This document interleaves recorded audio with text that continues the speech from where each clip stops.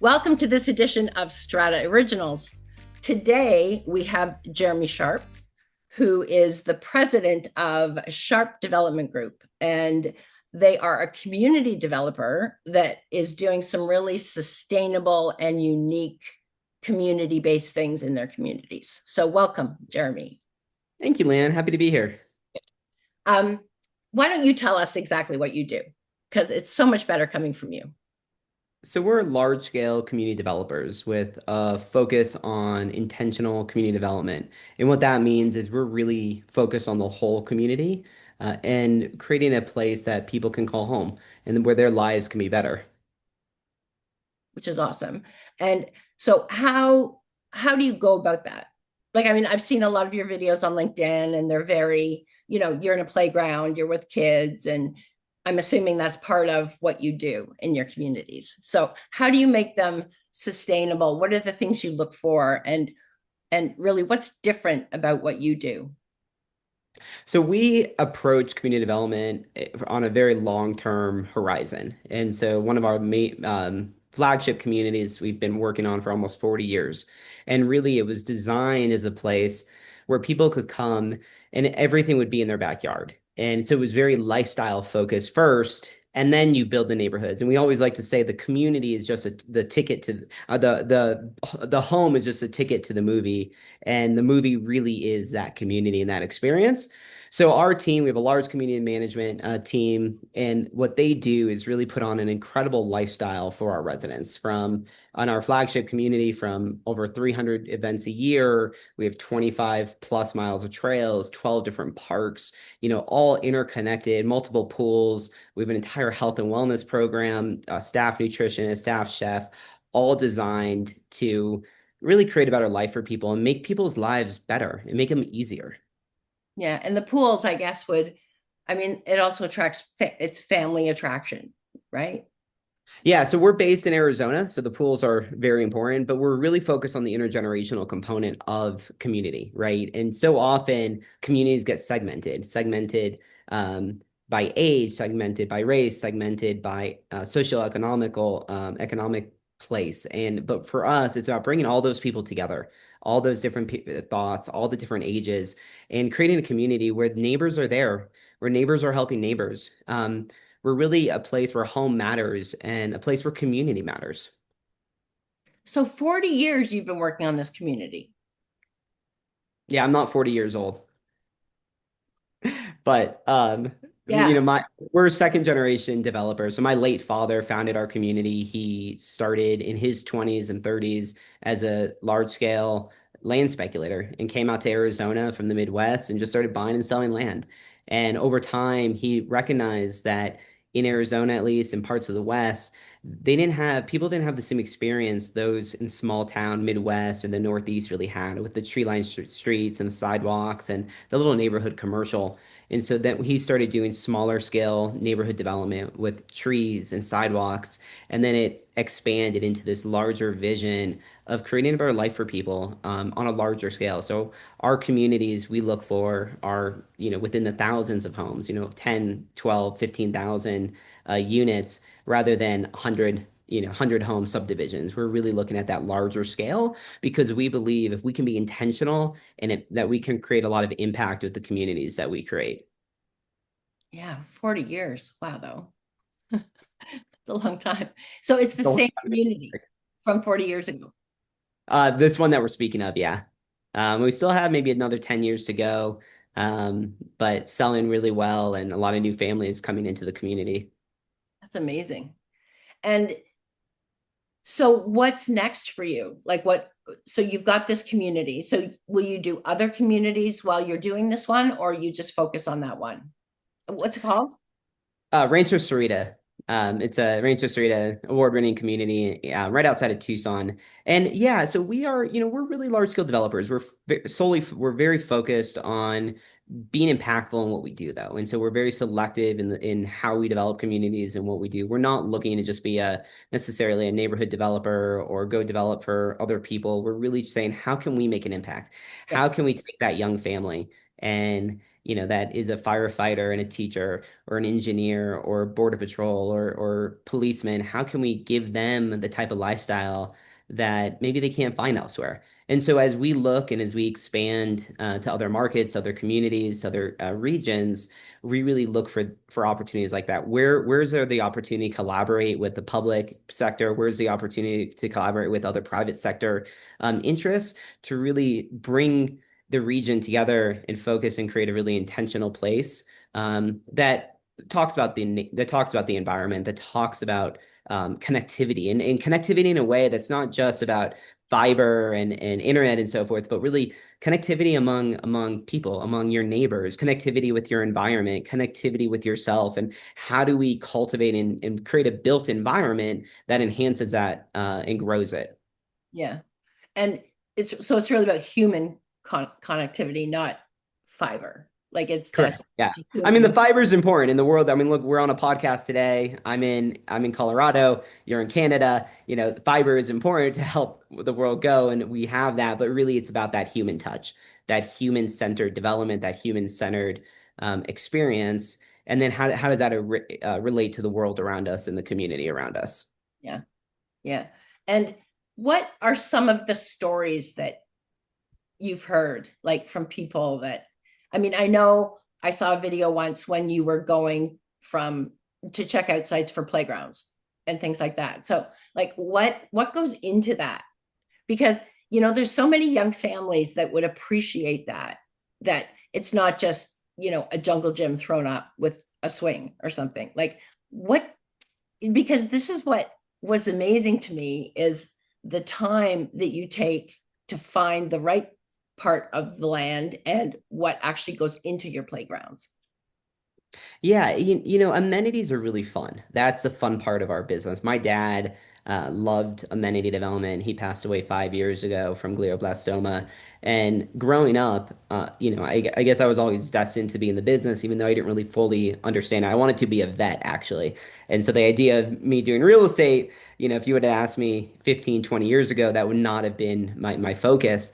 But over time, I fell back into it. And looking back at it, I was visiting projects with my dad when I was 7, 8 years old. I was going and looking at projects and going to look at other amenities around the country, in my early teens. I was going to conferences and reading books. And so on some level, I was destined and always groomed to be in the role that I'm in. And you find that a lot in family companies. And there's probably a couple different, the nice thing about family companies and generational companies is that there's no one size fits all. Right. Everybody takes a different approach. And while my leadership in our company, I think, happened a little earlier than we all expected and that we all would have liked with my dad's early passing, um, I was really grown. I really grew up in the business, and I try to do the same with our kids. But early on, amenity and lifestyle was the core. I think it's really important that as we look at new opportunities, as we look at current opportunities, there's always got to be more to it. There Yeah. needs to be a focus on connectivity and growth and impact. And I was recently having a conversation with my VP of development, and we had an opportunity to just go be a lot developer, which is great. It's our bread and butter. It's what we do. We build lots, for home builders. But as we sat there talking about it, the business metrics were great, but as we sat there talking about it, something was missing. And what was missing was that greater creativity, that greater impact that had already been done before. We were coming at the last minute to help serve and fill a need for a home builder, a home builder partner, which is an amazing place to be in.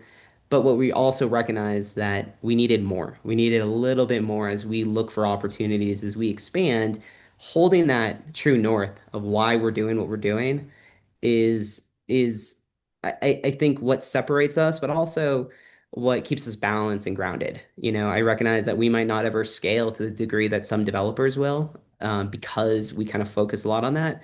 But hopefully, our impact on the individuals and the families that live in our community can be substantial. And other developers we're happy to open our books and happy to tour and share, and we can hopefully build communities around the country that are truly impactful and intentional in what we do. Now, you said around the country. So, are you outside of Arizona? We're not currently, no. And when I say around the country, I mean I think there's opportunities. I think real estate development and community development is shifting. Before you had people like my dad and small scale developers that could really buy land at such an affordable rate and create a community like this. And it's challenging, right? And it takes years and decades and very patient capital.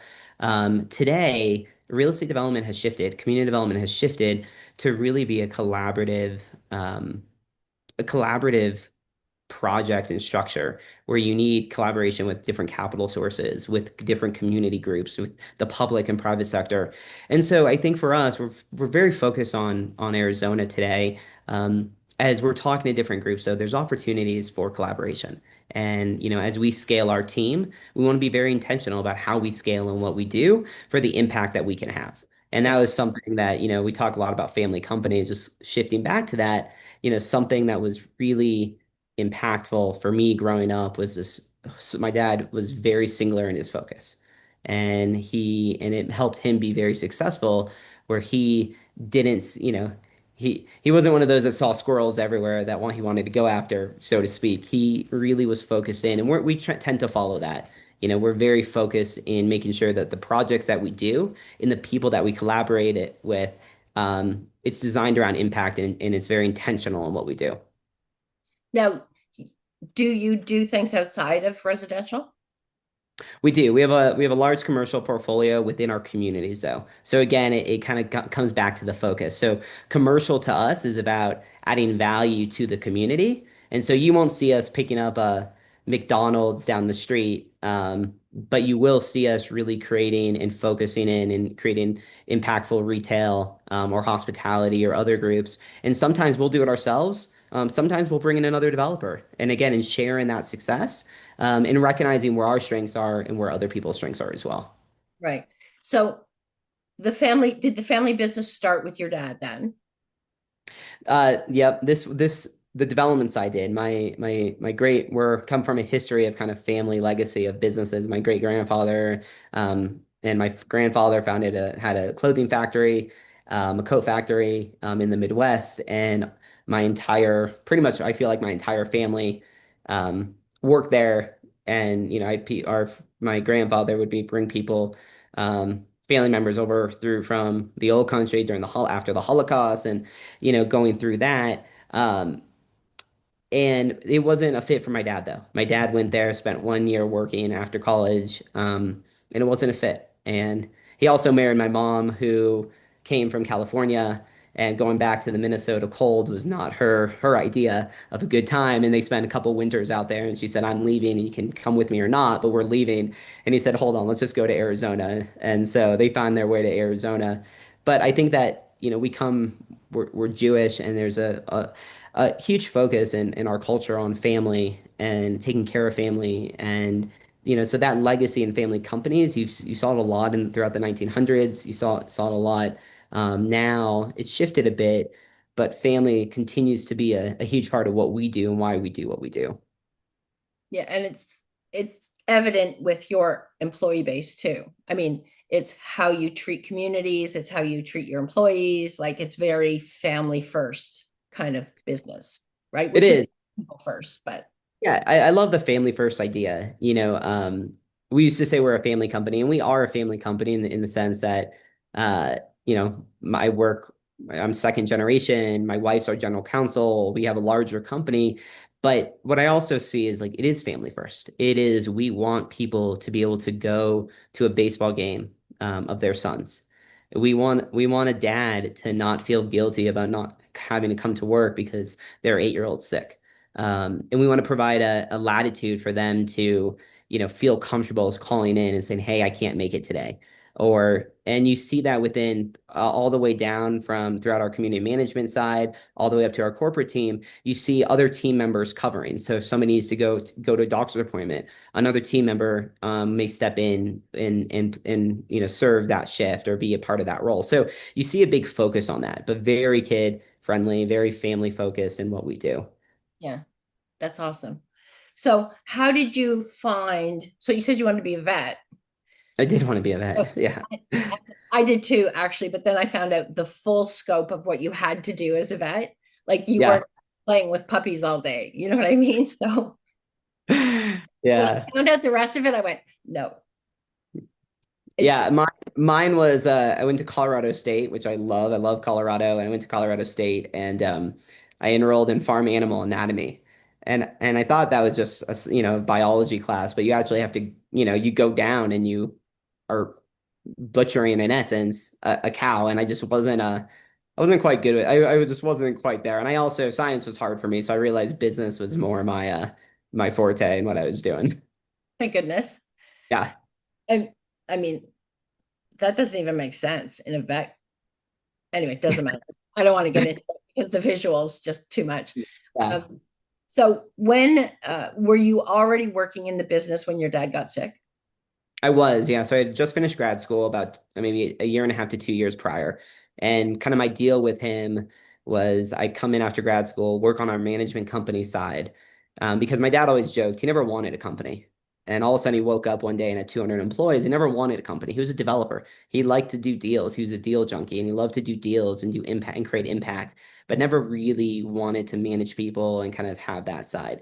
But he loved having a company. He loved the fact that he could provide and collectively everybody we created an environment where people could provide for one another through what we did, but management and process and systems weren't necessarily his focus. And so I came in after grad school and worked on our management company side and really gave him 2 years. I was in my 20s, single at the time, and really wanted, like most kids, wanted to get out of my hometown and wanted to go to the bigger city. And right around a little bit after that 2 year mark, he was diagnosed with glioblastoma, a really aggressive form of brain cancer, and given 9 months to live.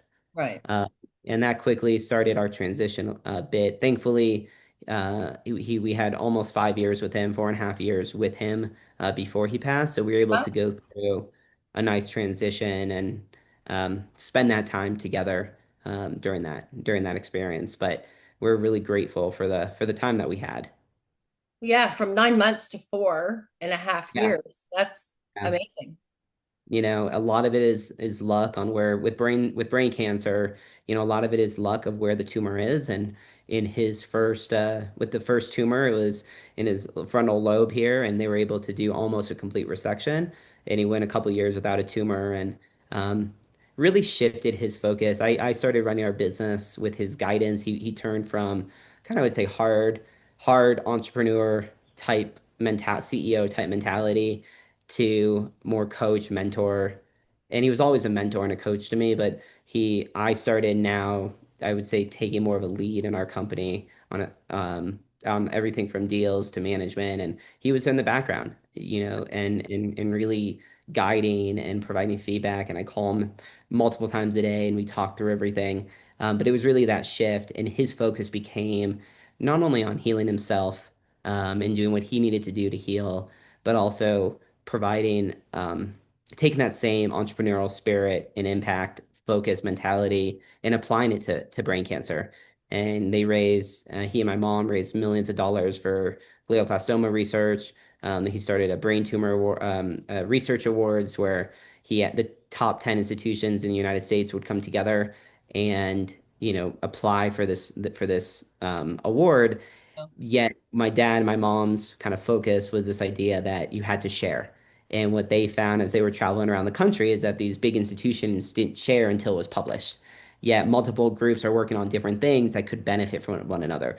So they would bring people together for a symposium every year and kind of talk through that and give away the funds, but it was all about the connections and the dialogue.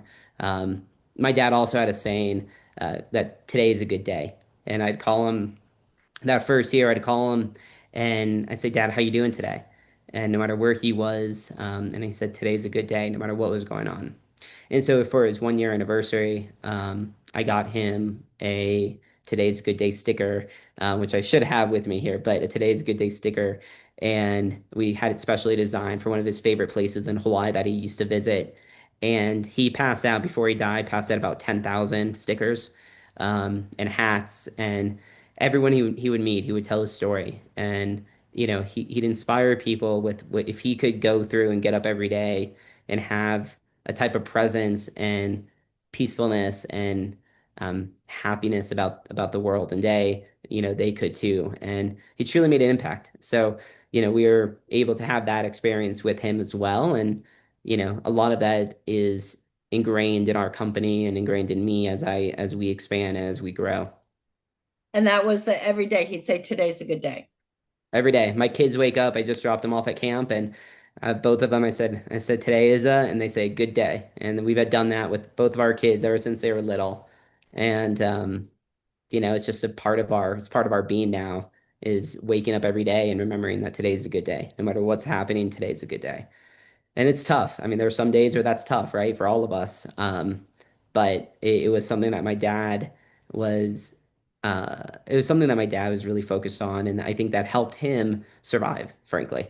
I think it Well, was yeah. part of that mentality and that belief that really helped him survive. Yeah, I agree. I have a similar story with my dad that they gave him 4 to 6 months and it was 5 years later. So, Yeah, and I think it's a case of mindset matters, it right? does. It Just completely does. understanding that your brain is the most powerful tool that you have to work with. Yep. And if you get up and say today's a good day, then I mean, but you Yep. have to embody it, right? You can't just say it while you're like punching Yep. yourself in the head because you've got pain. You know what I mean? Like it just you have to believe it's a good day. And Yeah. it's really grateful that you have another day. Then it really is today is a good day because you Yeah. woke up, right? Yeah, that's exactly right. He would never go to bed angry. It changed, brain cancer changed my dad. It brought in a youthful, a childlike expression with him. He was still, still tough in business, still guided me, still impact. But like as he was going through that experience, he brought it almost as burdensome as the experience was. It also, I think, freed him a little bit because he was able to truly lean in and enjoy life where so much of his past was he was an amazing dad, but so much of it was grinding and building, you know, building impact. And um, it was never about wealth for my dad. It was always about impact and the creativity behind of what he was doing. Yeah, for sure. And it's it's also very I don't mean to this to sound offensive to anybody, but it was very industrial age kind of thinking too. Like when you Yeah, think about when they were developing and growing their businesses, even though your dad didn't want a whole business, that's how deals were done. Like it was gritty. It was, you know, business first. Like people were trying to take advantage of other yeah, people. It was that kind of feeling. And I would think that if there was a lot of land that wasn't developed when your dad started doing that, there would have been a lot of competition about it. Or maybe it's folklore. I don't know. But I know a lot of entrepreneurs that, like, your dad would have started that in what, I 50s? don't know. I don't know. He would be upset with you if he was only born in his 50s. He's not that old. No, Right. he passed away very young. And so he was developing mainly in the 80s, 90s. So Well, not that. that's even worse, though. Yeah, The it was a 80s, tough time back then. still, Um, still industrial age. The 80s is worse. well, I think, 60s was more civilized, but the yeah, 80s was there was so much economic stuff going on. Like it would be worse. well, I think that's second generation. And I talk to a lot of other family companies, and while we're structured a little bit differently than some, as a second generation, we take everything, right? And we have the good and the bad and the values. But I think what's important from what we got from, we're a very different company today than what my dad ran. Yeah, of course. Um, I'm a very different leader than my dad was. I couldn't have Talk done, about and that. Yeah. yeah, and I couldn't, and I'm open about like I really couldn't have done what my dad did. That sacrifice, I mean, he sacrificed for our family on a level that, and just for him, for this drive that he had on a level that I don't have to, thank goodness. What we do is very strategic and we're in a very different place.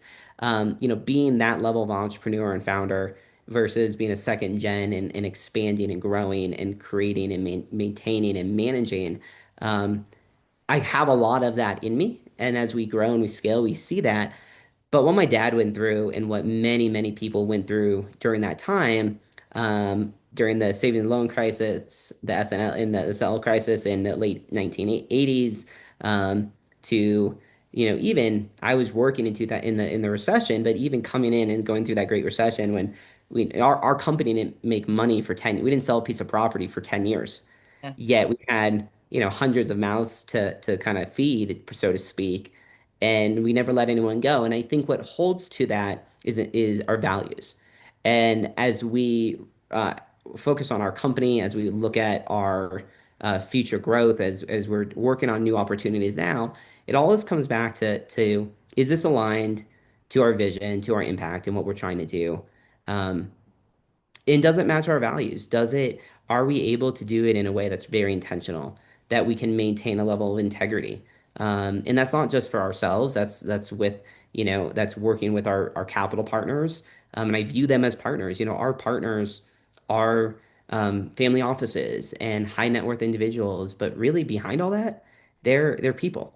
And I have some investors that are with me now that were with my dad that frankly our projects help help their kids pay their way through college. Yeah. And it's that impact. So when you think about it, that is the impact that our projects and what we do that they can have. There's people behind it all. And so but it's that integrity. My dad he never let a deal go.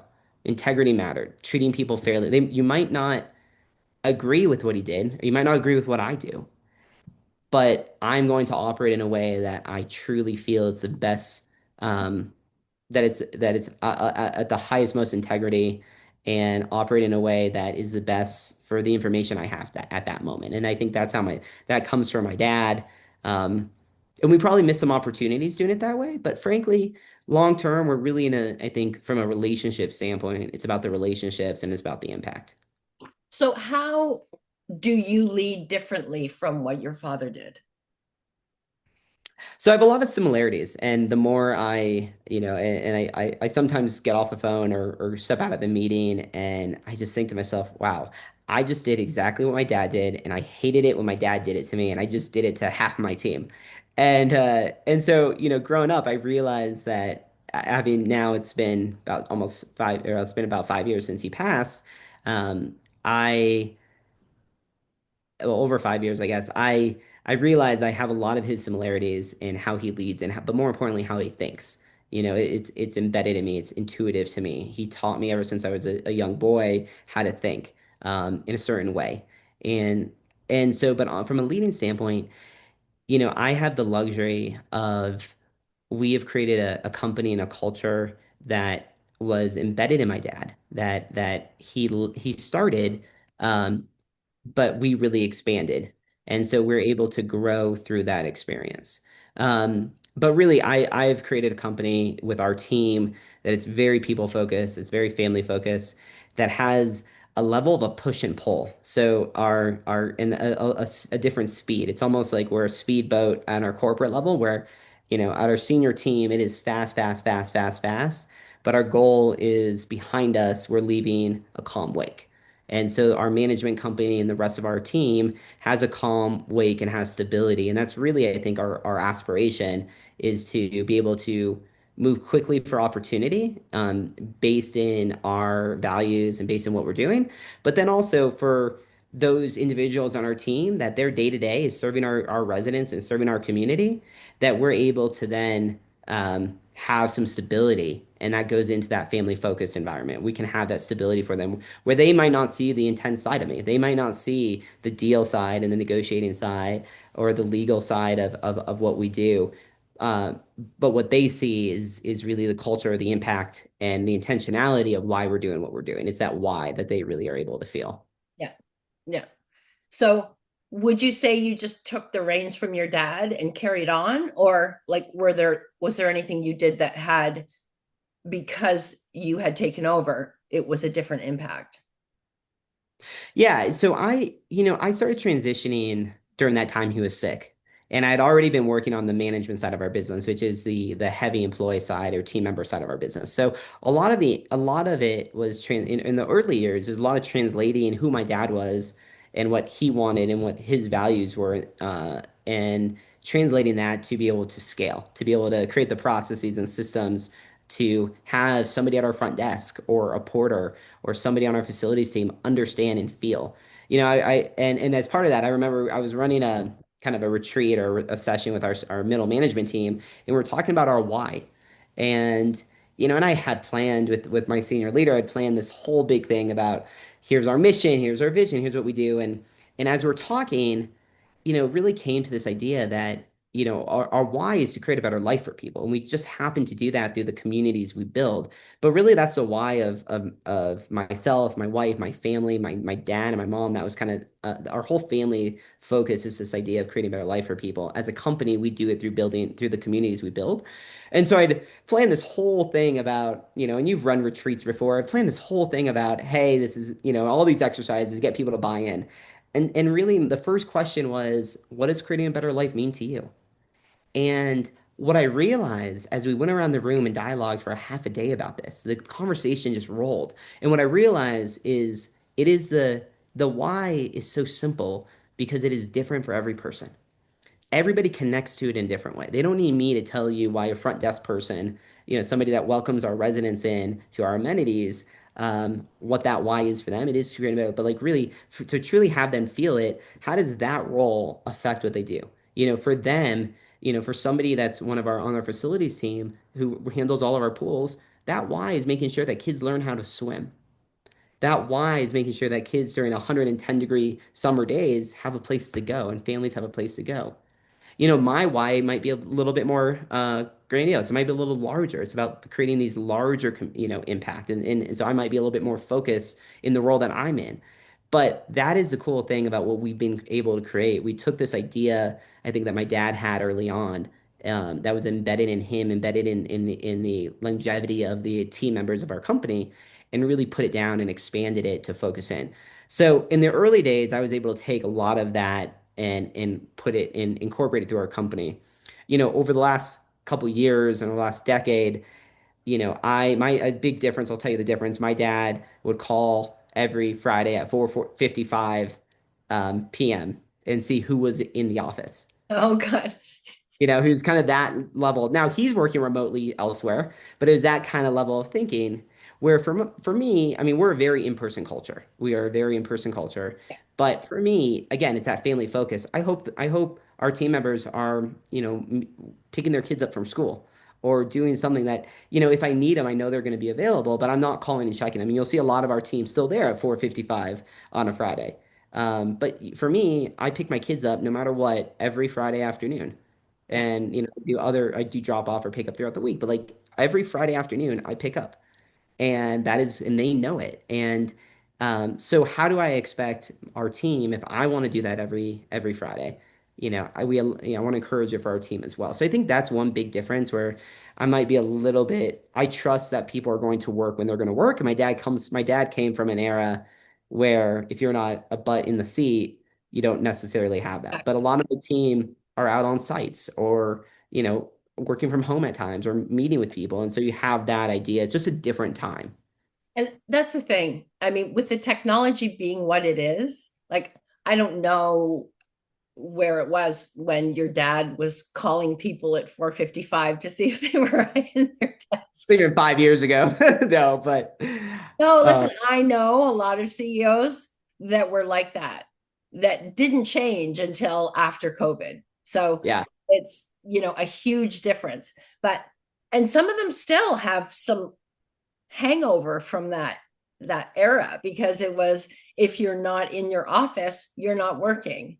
And people experience freedom to work from home, and it's all in the results that you get from people, right? Like, it's, if they're yeah. And not doing their job, you're going to know. what we focus on is flexibility. We're not a work from home culture and we're not necessarily in the office. Half my team is on site, more than half my team. 80% of my team is out in our communities. But for the rest, it's really about flexibility. That, I have some people that come in at 7 a.m. and leave at 3. I have some people that come in at 9 and leave at 5 or 6, or we'll go to a council meeting and, we'll take off in the afternoon and go for a bike ride and then go to a meeting that night. So it's about this idea of flexibility, less about where they're necessarily working. That being said, again, I like to have people, we get a lot done with our culture and who we are, and it's not the best for everybody, but for what we do, we have better results when we're all together in a meeting and in person.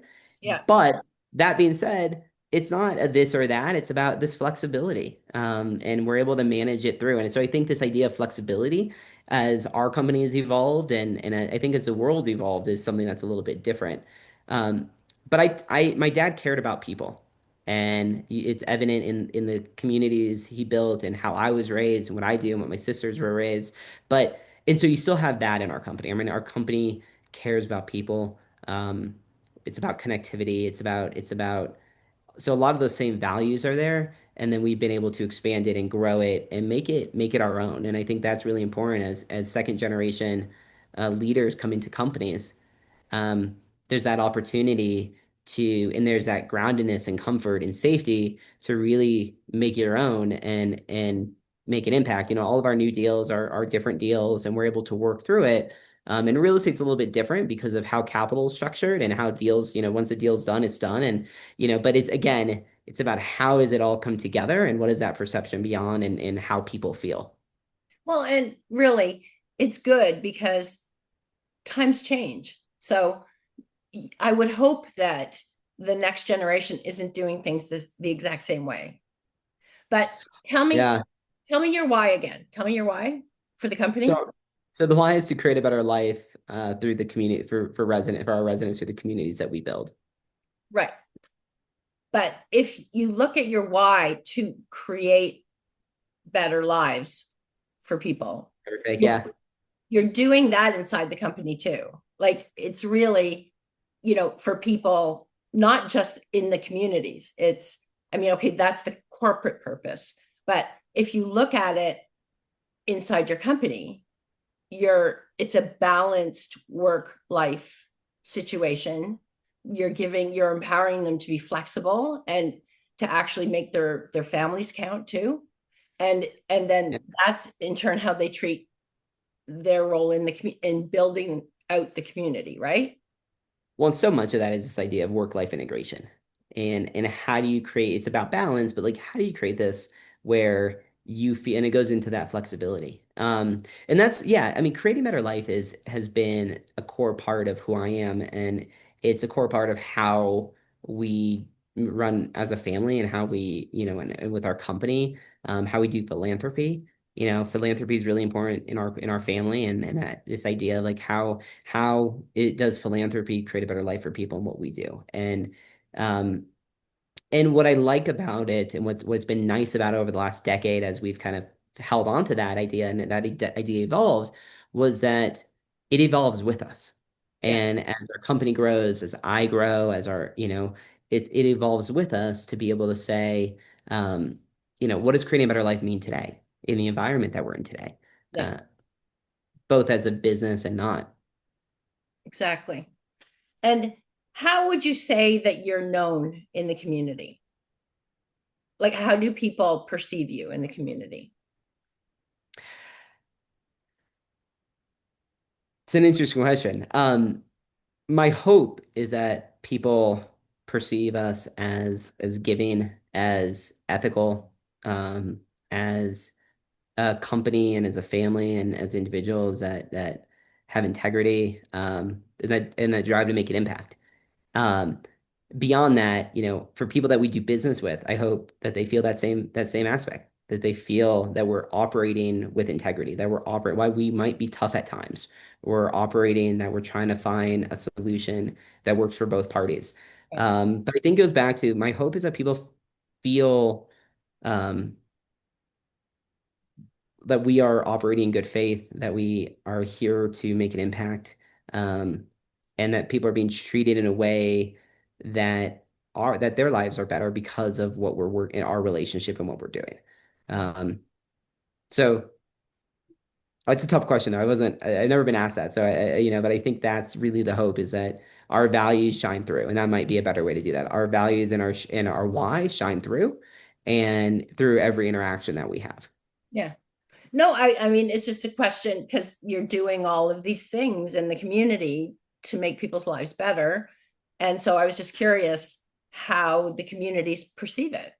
Well, I Like, think that the thing about it though is most people won't recognize it. And that's okay, right? If you ask one of our residents, like, why did they move to the community? They might say the trails. They might say, but it's the collective of it, of everything. It's not one trail. It's not one park. It's not one event. It's how it makes them feel. It's the experience that's why do you live in your neighborhood, right? And what about your experiences? And I mean, I live in, we bought our house in Tucson, in Southern Arizona. We bought our place during COVID, and it was a stretch. We barely were able to make it work at the time. Everything kind of came together, and it's like my dream property. I have 4 acres, and it's like my dream. And our kids are being able to experience and grow up there in a very different way. I mean, we had I looked at other houses with sidewalks and more of a neighborhood feel, but like having that rural feel for us in an urban environment was what our family needed. And so you think about what does a neighborhood do and what does community feel? That is a key part of why we do what we do. But you're right. Somebody may not necessarily know or feel, and it might just be a home at times. But when I feel it, when I see it, it's that person is able to let their kids walk home from school safely, alone. That same family is able to walk down the street and go to a class on how to make healthy lunches. yeah. That dad is able to teach his daughter how to ride a bike, um, without having to worry about cars. And I just a story. I was driving, doing a tour, and I was driving around, and we were driving one of our older neighborhoods, in our community, and there was just probably a 6 or 7 year old playing basketball, shooting hoops in his front yard, on the driveway, alone, nobody to be found. And this person that I was driving around was from New Orleans, a partner of ours, and she said, that would never happen where I was, but that happens every day in the communities that we build, and that's our goal. And so I think kind of goes back to holding that North Star, holding that vision of why, and holding the why, but holding the vision of the experience that we want our residents to have. Um, And if and they've never experienced anywhere else, then they may not recognize the value of all of those things. Like, yeah. if they get married and they can buy a house in your community, then they might not expect anything different because they've never experienced living in a community that had no amenities, where people were separate and didn't talk to each other and didn't have any of these things that brought people together. So that's just why I asked the question. So Yeah, and the other thing is, I think, there are a lot of now it's common. Having water parks, having clubhouses, it's all common, in a lot of communities throughout the United States. Um, and I often get the question, well, why are you different? And so I think we're different in two reasons. The first is we manage our communities where a lot of other developers bring in outside management companies, and it's never made sense to us because that lifestyle, that experience is why people are moving to the community. So why would you outsource it? 100%. So and listen, we don't do everything right. And I think we've talked a lot about all the stuff that we focus on that's positive. And like we are a learning organization. There are times where we have a post-mortem on every event that we do, on every program that we do, on every deal that we do, and say, hey, what went well? How could we have done better? How did this align with our values and our vision for the year and what we were focusing on, and so forth. But we can always do better, and we want to learn, and we hire people that have that in them, that they want to learn, they want to grow. But what I think separates us is that's all internal. So we keep that, and I drive it. I go in and I have our lifestyle meetings and set the course for the year with our team with their guidance. Um, I think secondly is we have incredible financial partners that we've been able to really maintain a very long-term approach, which has been able to enable us to stay focused on the why. So we didn't have we haven't necessarily, we've had some financial pressures, but really we have an amazing partners that have been able to let us do what we do, and they're fully bought in. And that I think separates a little bit. but it's also regional. And there's a lot of amazing developers doing really great things out there, depending on where they're at. And again, it's how you bringing it all together. We've gone around the country and borrowed the best ideas out there and put it all together into different types of amenities and different ideas. And that's part of, I think, being a community developer is sharing. I want people to come and look at our community and get ideas and go build it in Texas. So just before we wrap up, Jeremy, this has been so interesting. I wanted to make sure that I asked you, what's next for you and the company, and like new developments? Is it just further expansion? Is it what's next? Yeah, it's a combination of all that. We maintain this long-term vision, this long-term belief of really creating and building intentional communities that create a better life for people. And that takes decades, that takes time, and that takes a lot of collaboration and partnerships. And so while we're doing that, there's individual projects associated with it. And so we have various land banking and residential real estate opportunities that we're raising new capital for. We have commercial opportunities we're raising capital for. And then we also have some larger scale, more longer term, 10-year term master plan, more impact oriented, higher return type deals, um, type of projects and opportunities, I should say, that are very aligned with what we do now. And I think everything that we're working on kind of falls within that bucket. We have an amazing group of partners that we've been working with for decades, but really excited to have some new opportunities. We're working on 3 or 4 different projects right now where we're raising capital for and inviting new people to come join us and experience kind of what we do. And we're not for every investor, but the investors that we do work with not only get the returns, but are aligned in the why. And I think that's really important. As I talk to people, it falls back in, hey, we're going to work through these returns, and this is the project, and this is the business side of it. But here's our why. And does that why align with you? And it's okay if it doesn't. It's okay if it, but really that's what we're super excited about right now is we have a variety of different types of projects, different timelines, um, and different levels of returns that all are kind of focused around and aligned with our intention and this idea of connectivity and building great communities and great places. Yeah, and it's the most important thing when you're talking about building projects out long term, is Yeah. that the partners are aligned and have the same values and Yep. part of the why of what you're doing. Otherwise, there's no point getting involved, right? So Yeah, that's right. And I should also say I love learning and I love sharing. And so if there are as I'm out there talking to people, I find that, there's various connections. If I can ever be of assistance to any other developer or anybody building a community or building a neighborhood, I'm happy to share what we do, happy to learn together and go from there. So definitely, connect with me. I'm sure we can share that in my contact information or connect with me on LinkedIn. But we are super excited about what's to come. that's amazing, Jeremy. Thanks for your time. We will have all of your information underneath this, so people will be able to find you wherever you are. Well, perfect. Well, thank you. I appreciate it. Thanks for having me.